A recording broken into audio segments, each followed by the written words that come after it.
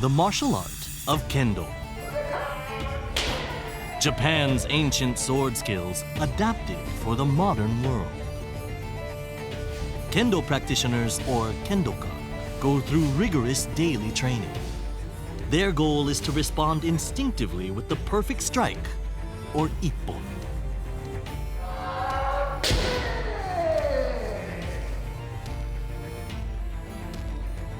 Beyond the distraction of thoughts and emotions lies a realm of mental detachment. Striving towards this state, some advanced Kendoka take on a particularly arduous challenge, pushing their body to the very limits through as many as 100 successive bouts.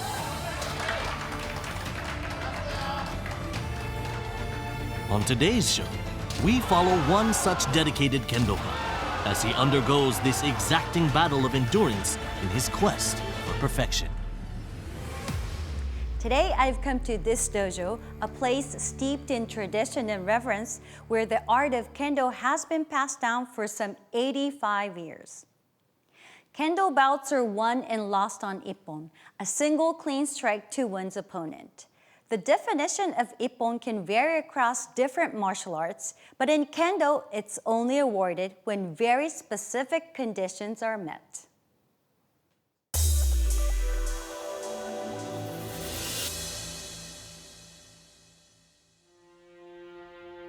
The roots of Kendo trace back to Japan's samurai, the feudal warrior class from the 12th to the 19th century.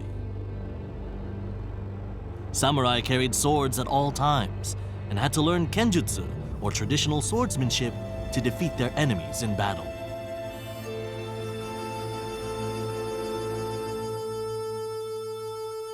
As long centuries of war gave way to peace, these techniques for killing gradually adapted to emphasize defense and spiritual development. The new art of Kendo was eventually born. In competitive Kendo bouts, winners and losers are decided in an instant. At elite level, combat is too fast for the untrained eye to even follow.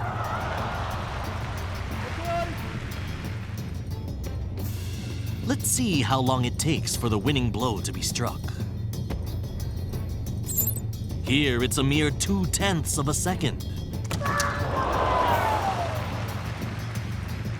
A decisive thrust or strike to one's opponent like this is called ippon. To be awarded an ippon, the attacker must land a clean strike to one of 4 designated target areas. These are the men, or head, the do, or torso, the kote, or wrist, and finally tsuki, a thrust to the throat.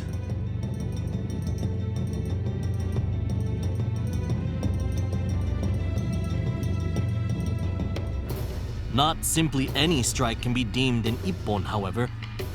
4 essential conditions must be met.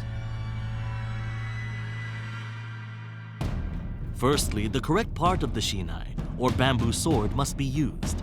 That's this area, just below the tip. Alex Bennett, a well-known Kendoka originally from New Zealand, explains the reason for this rule. And this is sort of like the sweet spot of the katana. Okay, so if we cut like that, that's what we're aiming for. It's the strongest and the fastest and the most effective part. This isn't, okay, and this one's missing. And when we use the shinai, it's the same. The position... Oh, so the shinai has a sweet spot also? It does. The position is slightly different, of course, but the theory is exactly the same. We're not striking here. Okay. We're not striking here. We're looking for the sweet spot area. The second condition for ippon is that the string that runs along the length of the shinai must be facing upwards. This is because traditional Japanese swords only have one cutting edge. The third rule is that the Kendoka must strike with correct posture while calling out the target of their attack.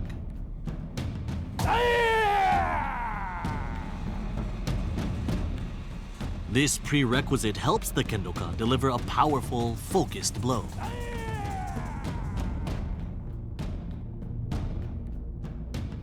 If I stop like this, my opponent can attack me, okay? So this is... Still going on. Yeah, it's still going on. I've always got to be ready. That's called zanshin. The final requirement, zanshin, is perhaps both the most fundamental and the most elusive. If this was like real combat, which is where Kendo came from, right? It came from samurai culture of combat and sword fighting. So after you've made a strike or you've struck your opponent, if you suddenly take your eyes off your opponent and you go, yeah, all right, I've won, cool, now it's time to go home, then quite possibly that person's going to get up and hit you as well. So it's a kind of showing zanshin is not only continued alertness from a survival perspective, but it's also showing respect to each other, to your opponent. In this video, you can see the importance placed on respect. The competitor on the left appears to have scored with a strike to the kote, or wrist.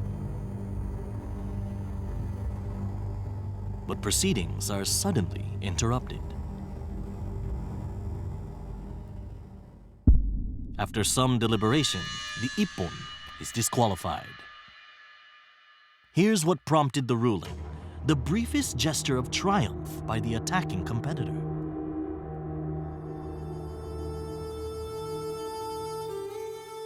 Deemed to lack sufficient respect and awareness, his ippon is rescinded on the grounds of inadequate zanshin. The 4 preconditions of ippon ensure that mind, body, and spirit all move as one.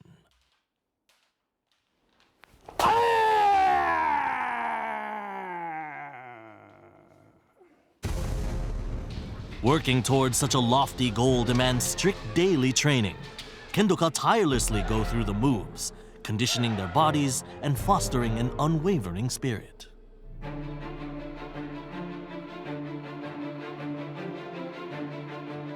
The most punishing form of training in Kendo is the tachikiri, an unbroken succession of up to 100 bouts. It requires a combatant to keep on fighting for some 4 hours without a break. Only certain high-ranking Kendoka with the requisite physical and mental strength are allowed to take part. For 7th Dan Kendoka Masuzawa Hitoshi, a tachikiri he took part in 35 years ago proved pivotal in deepening his understanding of ippon. Do-or-die situations produce the highest technique. You arrive at a point where you're no longer even thinking about winning or losing. At first, you're still making conscious decisions about where to target, but eventually you're forced to shift to simply doing whatever it takes to keep going. And then the only techniques you can perform are the ones you can do instinctively. Throughout their long careers, Kendoka never stop working to deepen their self-discipline and inner strength.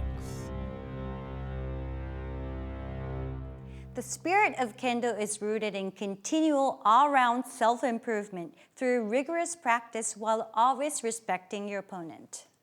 The martial arts' broad scope and enduring appeal has led to growing numbers of practitioners right around the world.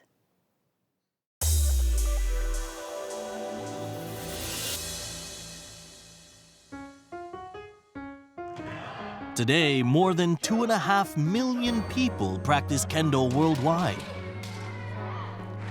The sport's popularity continues to grow internationally, and a world championship is now held once every 3 years. Nagamatsu Kenshi has observed the global spread of Kendo firsthand. We asked him why it's been so well received. Many come inspired by samurai, ninja, and manga stories. Some people have previous experience of Japanese martial arts like Aikido or Iaido, while others may come from fencing. There's a wide variety of paths that bring people to Kendo. In recent years, Kendo tours have been proving a big hit among overseas visitors to Japan. Nagamatsu runs just such a tour himself.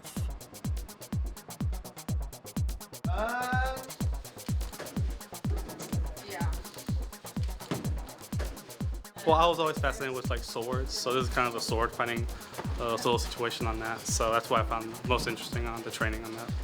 Because we're anime nerds, and Rurouni Kenshin's our favorite anime, so Rurouni Kenshin. Nagamatsu starts off by demonstrating some techniques.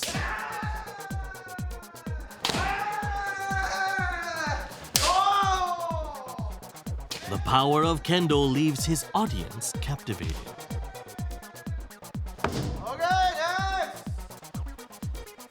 With the basics covered, it's now time for the tour participants to don their protective gear. Why do you think people all over the world are drawn to Kendo? Well, to be honest, whacking someone over the head with a stick isn't generally something people get to experience, so I think that in itself is quite a draw for some.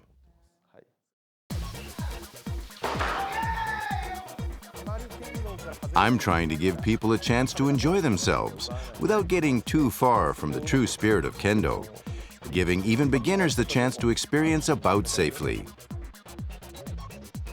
Very good. Yes. Yeah, I had a lot of fun. Yeah, it's good exercise too. Yeah. Even when teaching complete beginners, Nagamatsu says he wants them to know about the importance of zanshin. The concept of zanshin isn't unique to Kendo. It also plays a key role in arts like tea ceremony. As it's so fundamental to Kendo, I'm always explaining to visitors that actually it really doesn't matter whether you hit or get hit. What's far more important is to maintain a basic attitude of respect for your opponent. Nagamatsu takes us to see a hidden gem of Kendo tradition. This is the 70-year-old Yamato martial arts equipment workshop. ちょっと覗くといろいろ剣道の道具が。Everything is manufactured by hand right here. This is one of the few remaining workshops in Tokyo where martial arts equipment is still produced by hand. The shop's owner is Ito Kiichiro. He's busy round the clock with equipment repair requests from all over Japan. どんな気持ちでやるんですか? Well, it's really just a job. We do the same work for all customers, whether they're little kids or famous masters. The Kendo experience alone is really just sport, but showing visitors how Kendo equipment is made gives them a deeper insight. These specialized craftspeople treat all of the gear they handle with the utmost care and respect. But such priceless traditions are fast disappearing. The traditional manufacture of Kendo equipment has become increasingly rare due to competition from cheaper imported products. Nagamatsu brings his tour participants to the workshop as he wants people all over the world to know about the skill and dedication of these craftsmen and women. So today I'm surprised to see there were so many steps in order to make this Kendo equipment. So we really have to respect these craftsmen.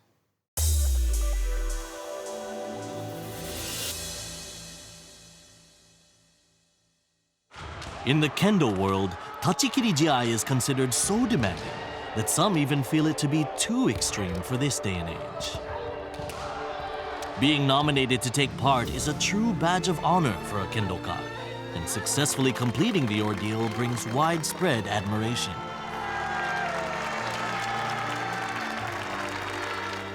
We meet one young man gearing up to take part in the annual event. Koshima Shota is 31 years old.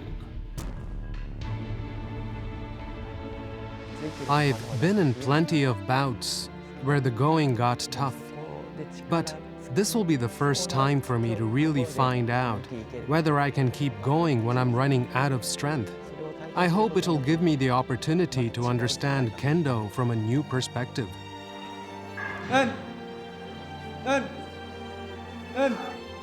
I've been working hardest on my solo strike practice. I don't do it every day, but I average over 100 per day, clocking around 37,000 last year. Since the start of this year, I've increased that to 1,000 strikes before work each day. I'm 80% just looking forward to it. It won't help if I start worrying. So I've decided I'm just going to give it my very best.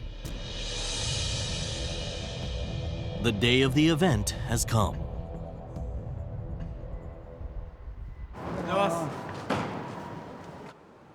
I feel in good shape. In our interview the other day, I said I had 80% confidence. But yesterday, I was feeling pretty nervous.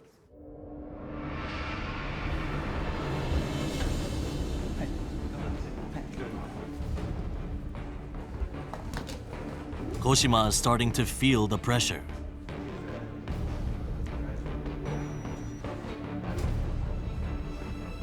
Your blood pressure is 144/87. That's a little high, but still okay. You're just nervous. Do your best. Go for it. I've received lots of messages of support, so I know I'm not fighting alone.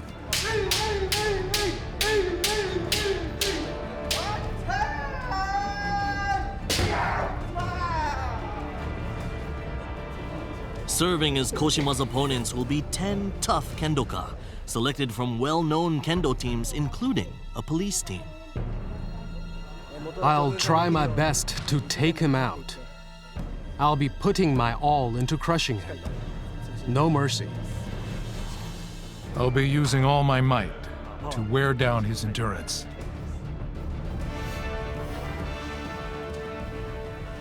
Koshima is scheduled to fight each opponent 10 times, for a total of 100 bouts.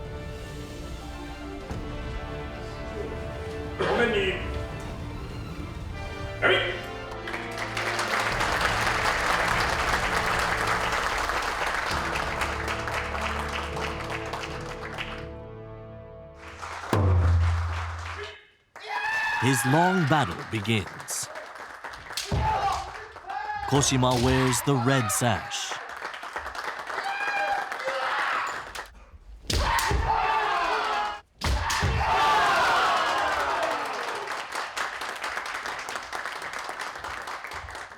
Each bout lasts 3 minutes. If no clear winner emerges, a draw is recorded.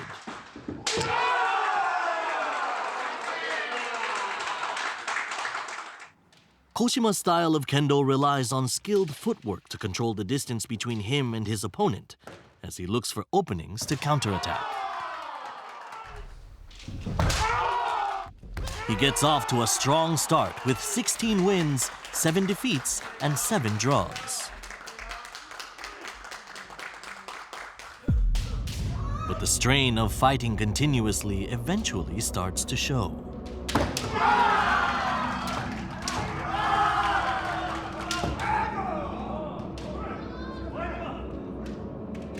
He gets drawn into some close quarters battles that sap his strength and stamina.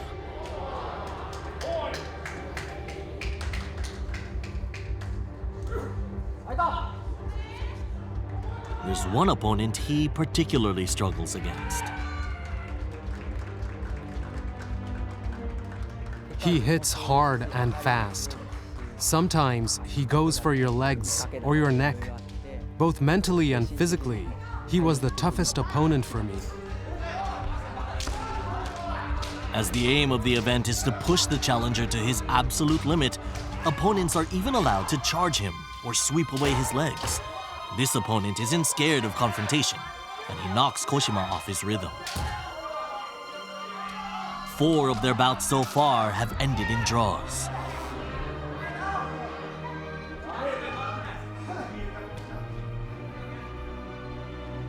Having now faced each of his opponents 7 times, Koshima is starting to clock more defeats than victories. After 3 hours of continuous fighting, he's told to adjust his protective gear. But his hands are already cramping badly. It's time for a new approach.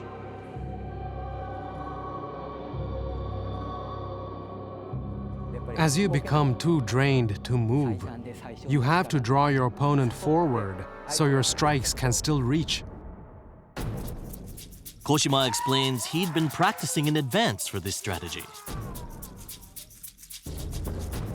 The key to drawing out his opponent lies in the movement of his front foot. If you slide your front foot slightly forward, so as to bring your body within striking range, just the tiniest step, or even just push your knee out a little, your opponent will think you're about to attack. But then, as they come forward, you can strike them first. It's like you invite them in. But even as they move into attack, you're already in position. So you can actually strike them first. As the tachikiri jiai approaches its end, Koshima employs this technique with increasing frequency.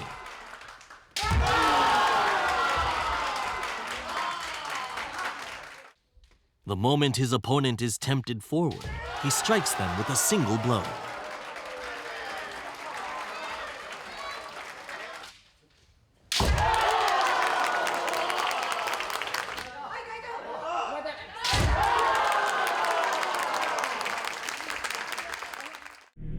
Eventually, it's time for the 10th and final round of combat. By that stage, you're not even thinking about winning or about avoiding blows. You're simply trying to stay on the attack as best you can, given your limited movement.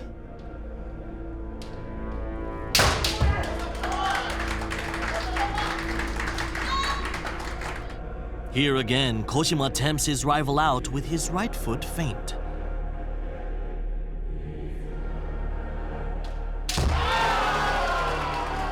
He scores with a swift, satisfying blow.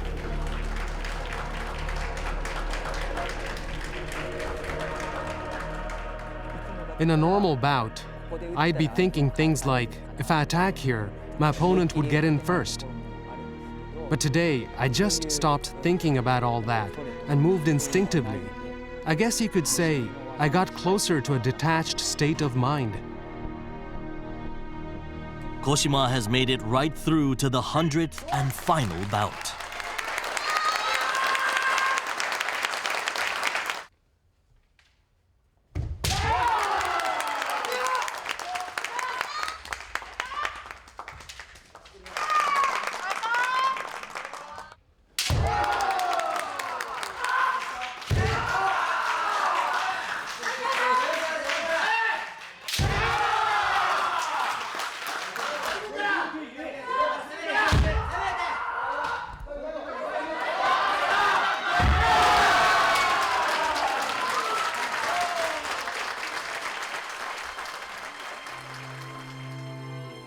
He completes the marathon event with 44 victories, 36 defeats, and 20 draws.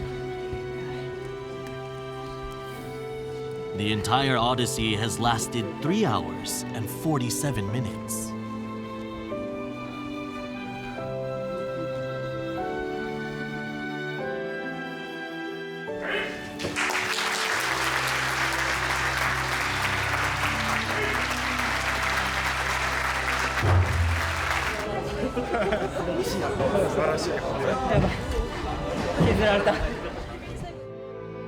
In Kendo, the ideal is to drop all distracting thoughts and put your full spirit into attack.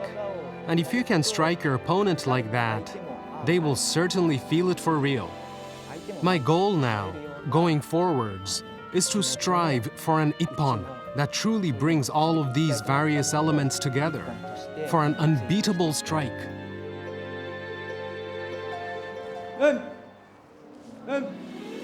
After completing his grueling test of courage, Koshima Shota is still practicing hard, continuing his never-ending quest for the perfect ippon.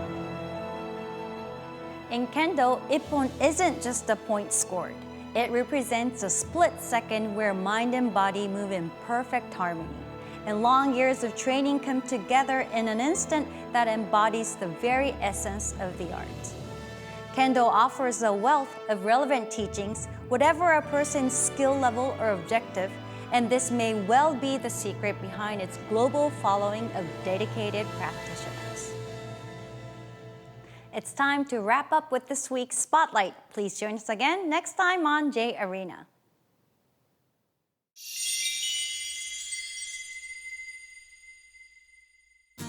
Tokyo's Olympic and Paralympic facilities now stand ready and waiting, letting us take a full tour from the air. First up is the Tatsumi Water Polo Center in the Tokyo Bay Area. Behind it, we can see the Tokyo Aquatic Center. The Aquatic Center will host events across 4 sports, including swimming and artistic swimming. Our next venue is the Ariake Arena, due to hold volleyball and wheelchair basketball matches. The Ariake Gymnastics Center behind it will host gymnastics and boccia.